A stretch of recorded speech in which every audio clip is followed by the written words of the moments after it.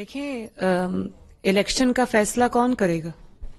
Election کا فیصلہ عدلیہ کے غلط فیصلے کریں گے، یا عمران خان کی بدتمیزی بد تہذیبی کرے گی، یا الیکشن کا فیصلہ سیاسی قوتیں ایج پہ بیٹھ کے کریں گی؟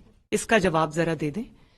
اگر ایک بدتمیزی بد تہذیبی اور گالیوں کے ذریعے آپ سمجھتے ہیں کہ آپ ایک پریشر کریٹ کر لیں گے اور باقی سب لوگوں کو اس پریشر آگے جھکنا پڑے گا، تو یہ بات غلط ہے۔ اس حکومت کو میں کچھ نہیں سمجھتی، اس قسم کی لولی لنگڑی حکومت کو میرا بس چلے تو میں آج اس حکومت سے باہر نکل جاؤں، لیکن یہ کوئی ایسی چیز نہیں جس کو ٹرے میں رکھ کے کسی کو پیش کر دے کیونکہ کسی نے غنڈہ گردی شروع کی ہوئی ہے۔ یہ نہیں ہو سکتا۔ اگر لڑائی ہے تو لڑائی ہمیں بہتر لڑنی آتی ہے۔ یہ آپ سمجھتے ہیں کہ آپ یہ مقدمہ اپنا بنا کر کہ میرے ساتھ یہ ہو گیا، فورن کانسپریسی ہو گئی، سازش ہو گئی، یہ امپورٹڈ حکومت آ گئی، تو آپ یہ نواز شریف نے جو سٹینڈ لیا ہے نا، عمران خان وہ کھال پہن کے کچھ نہیں کر سکتا، اس کے لیے اس کی زیرو قربانی ہے۔ آج تک ایک چھوٹا سا کانٹا بھی اس کو نہیں چبھا۔ اس جد و جہد کے لیے یہاں جتنے قائدین بیٹھے ہیں انہوں نے اور نواز شریف صاحب نے، ہم نے بہت ساری قربانیاں دی ہیں، ایسی قربانیاں دی ہیں جو ریورس نہیں ہو سکتی، ایسے نقصانات اٹھائیں جو ریورس نہیں ہو سکتے۔ تو اس کے لیے کسی کو پلیٹ میں رکھ کے اس کی من چاہی چیز اس کو پیش نہیں کی جا سکتی، اس کا ایک پروسیس ہے۔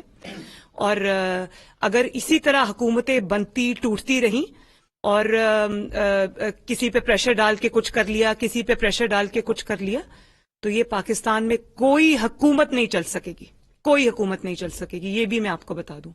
اور دوسری بات یہ کہ آپ نے ابھی جو بات کی وہ ایک چھوٹا سا سوال نہیں ہے، وہ بہت بڑا سوال ہے۔ یہ ابھی 20 میں سے 15 سیٹیں جیتا ہے اور دھاندلی کا الزام لگا رہا ہے، XYZ کا نام لے کے دھاندلی کا الزام۔ کدھر ہے وہ دھاندلی؟ اگر وہ دھاندلی ہوئی تو مسلم لیگ نون کو تو یا اتحادی جماعتوں کو تو 20 میں سے 20 سیٹیں جیتنے چاہیے تھی۔ کسی نے عملے کو نہیں اٹھایا، ECP کے عملے کو اغوا نہیں کیا، کوئی دھند نہیں چھائی، کوئی جو ہے وہ فگرز کی فجنگ نہیں ہوئی، 20 کے آگے 2 0 اور نہیں لگا دیے کسی نے۔ تو یہ اب کہاں ہے کوئی دھاندلی کے خلاف شکایت کہ ہاں جیت کے بھی پہلا شخص ہے جس کو جیت کے بھی دیکھا ہے کہ دھاندلی کے الزامات لگا رہے۔ ECP کے اوپر پتا ہے کہ ECP کا کیس جو ہے فورن فنڈنگ کا کیس، اس میں irrefutable ایویڈنس ہے اور سامنے آنے والا ہے۔ تو ECP کے چیئرمین کو، جس کو آپ نے خود لگایا، اس وقت وہ بہت اچھا تھا، آج جبکہ فورن فنڈنگ کیس میں اس نے جھکنے سے انکار کر دیا، اس نے کہا کہ سب میری نظر میں برابر ہیں، تو آج آپ اس کو نشانہ بنا رہے ہیں۔ جو آپ کا ساتھ دے وہ اچھا ہے، جو آپ کا ساتھ نہ دے وہ میر جعفر بھی ہو گیا، میر صادق بھی ہو گیا، وہ جانور بھی ہو گیا۔ عدالتیں اگر آپ کے خلاف فیصلہ دینے کے لیے کھلیں تو 12 بجے عدالتیں کھلتی ہیں، اور اگر وہ ہمارے خلاف فیصلہ ہو تو شادیانے بجائے جاتے ہیں۔ یہ نہیں ہوگا۔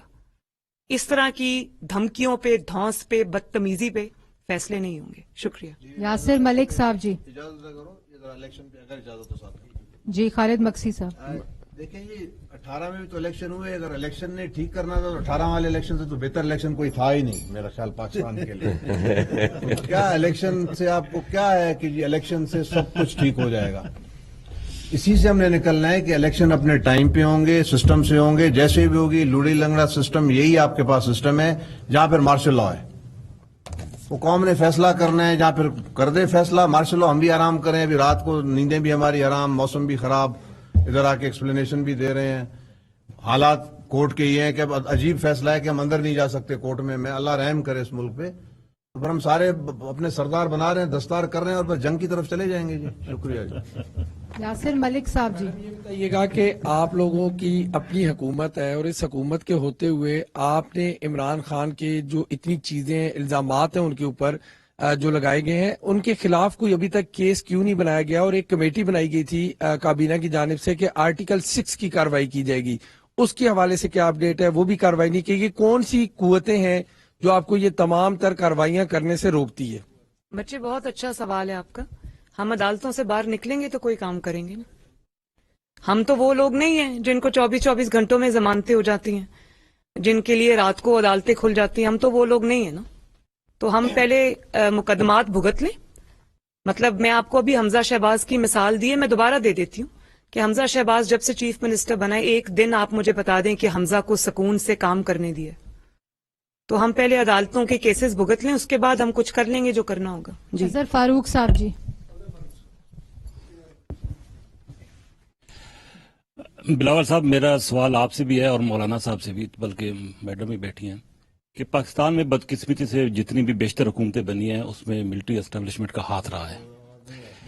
ملٹری اسٹیبلشمنٹ کا پاکستان میں حکومتیں بنانے اور توڑنے میں ہاتھ رہا ہے.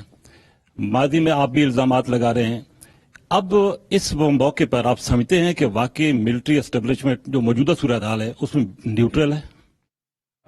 سمجھتے ہیں کہ یہ آپ نے دیکھا ہے جب عدم اعتماد کا تحریک لے آیا گیا اور اس کے خلاف سابق وزیر اعظم اور ان کا ٹیم نے غیر آئینی سٹیپس اٹھائے, آئین شکنی کی, تو پورا پاکستان کو نظر آ رہا تھا کہ جو ماضی میں ہمارے ادارے ایک متنازع رول اپنا رہے تھے, ان کا کوشش تھا کہ وہ اے پولیٹیکل رہیں اور وہ ٹرانزیشن کرے. ٹرانزیشن کیا؟ ٹرانزیشن متنازع رول سے لے کے ایک آئینی رول تک.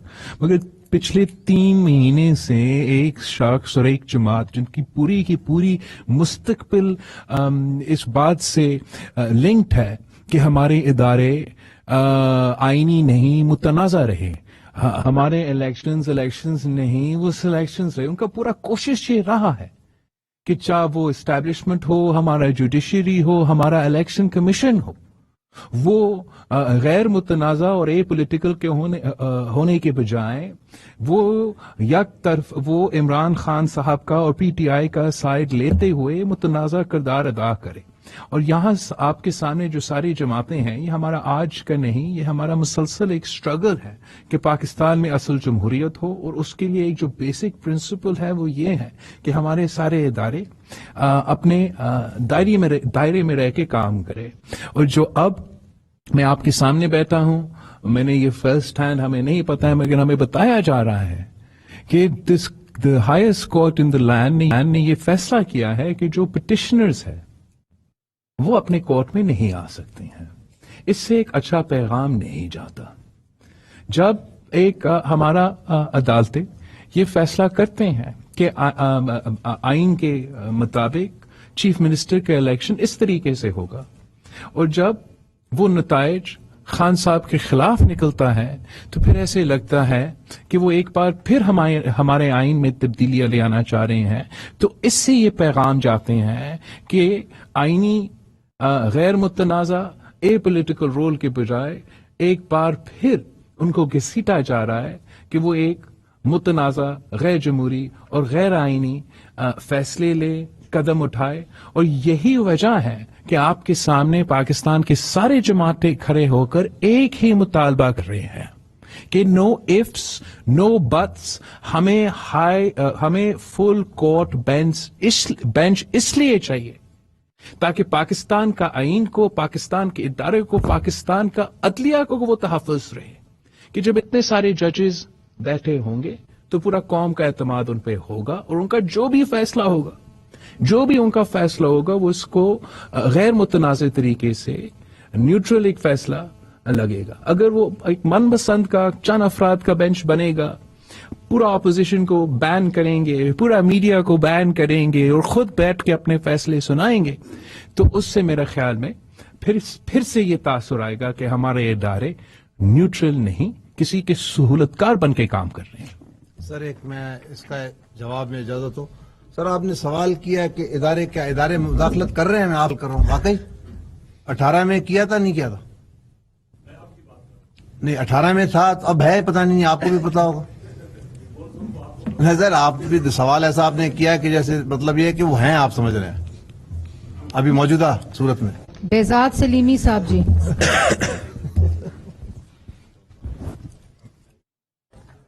بہزاد سلیمی نیوز 1 سے.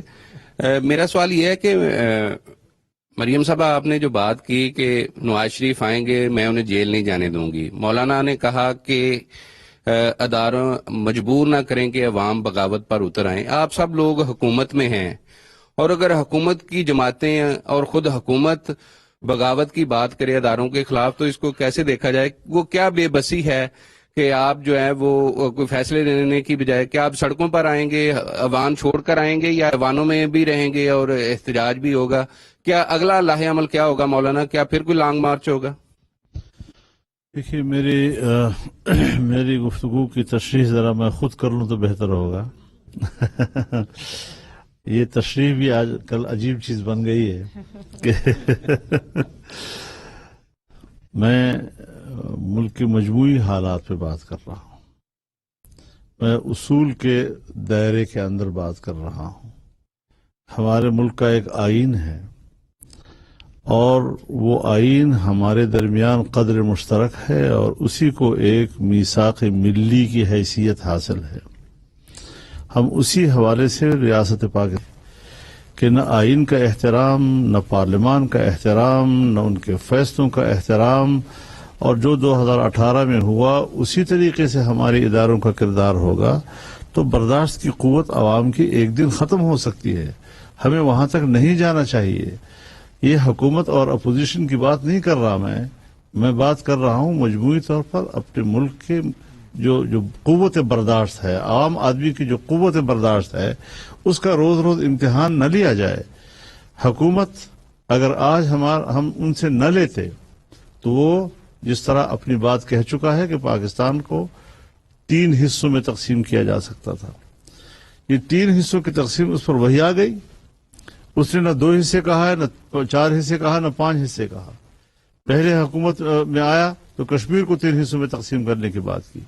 اور یہ وہ چیزیں ہوتی ہیں جو ایک ایجنڈے کا اظہار کرتی ہیں, جس طرح آج کشمیر کے ساتھ ہو رہا ہے یا پچھلی حکومت نے کر دیا ان کے ساتھ. تو یہی چیزیں ہوتی ہیں جو پھر ایجنڈا جو ہے عملی طور پر کسی وقت سامنے آ ہی جاتا ہے. جی ایسے حالات سے ہم نکلنا چاہتے ہیں اور پبلک کے اطمینان کے لیے ضروری ہے کہ اکانومی ٹھیک ہو, عام آدمی کی زندگی, اس کی ضرورتیں وہ اپنی جگہ پر بحال ہوں اور ملک میں ایک اطمینان کی کیفیت پیدا کی جائے. دیکھیں اگر آپ گورنمنٹ کو کام ہی نہیں کرنے دے رہے اور روز روز آپ اس کو کسی نہ کسی کٹہرے میں کھڑا کر دیتے ہیں تو پھر تو میرے خیال میں ملک کا نظام ایک دن تباہ و برباد ہوگا. اور عوام کی قوت اور معاشی قوت, یہ 2 ایسی قوتیں ہیں, یہ جب ہماری فوج کی پشت پر ہوتی ہے تو فوج مستحکم ہوتی ہے. اور جب دونوں چیزیں نہیں ہوں گی تو آپ مجھے بتائیں پھر ہم کس کے سہارے پر پاکستان کے اندر اور پاکستان کی ریاست کے بقا کا سوچ سکیں گے. جی یہ چیزیں وہ چیزیں ہیں جس پر ہمیں غور. خالد محمود صاحب جی.